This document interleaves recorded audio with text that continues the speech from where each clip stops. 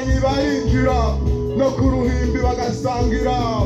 Iyaba ari nka kera umuriro wacu umanuka ugafata igiyoberanya.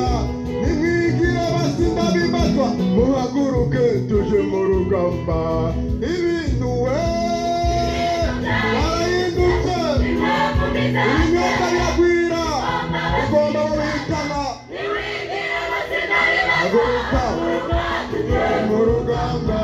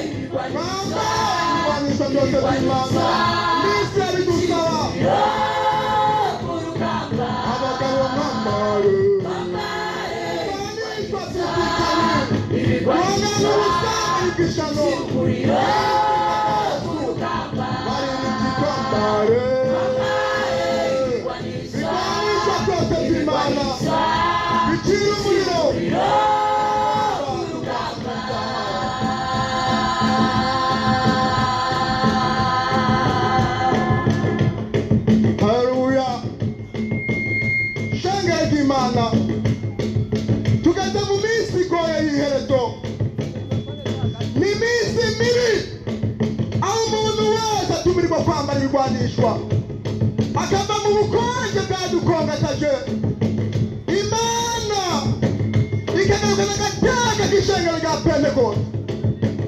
Muri ino minsi igihe abene byabaye byinshi, abarasi barinjira, abasambanyi bakaza.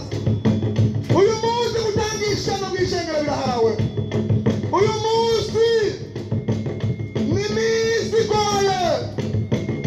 Hadutse abantu baje bambaye nk'intama, abo bibirigiye abitikiye iby'ububirisi, abo bahanze abantu b'Imana, ariko tugomba dusaba Imana yo ihaguruke ihagararire ishengero rya Yesu iryo yameneye amaraso muri ino minsi y'iherezo. Imana yongere imanukane umuriro usobanura ibintu mu izina rya Yesu Kristo.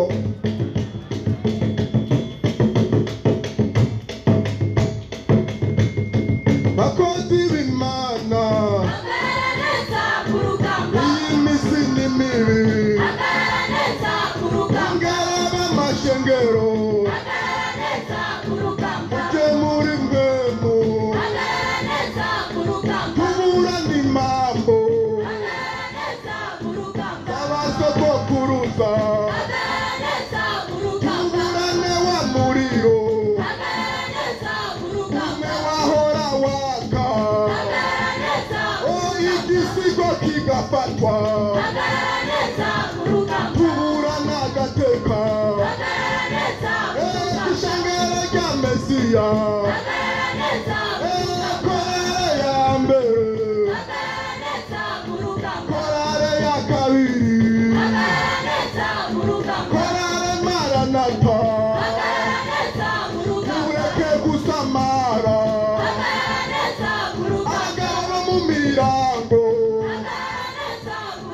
hagarara neza ku rugamba korale y'abakenyezi abaprotokole dusohoreye deberi ahandi ishengero ry'umwami korale ya kabiri komite y'ishengero twubake mu mirango dushimure idashinzwe idashinzwe n'abarozi hagarara tuguze urusengero kugira ngo agatengerwe k'ibisigo abarozi babuzane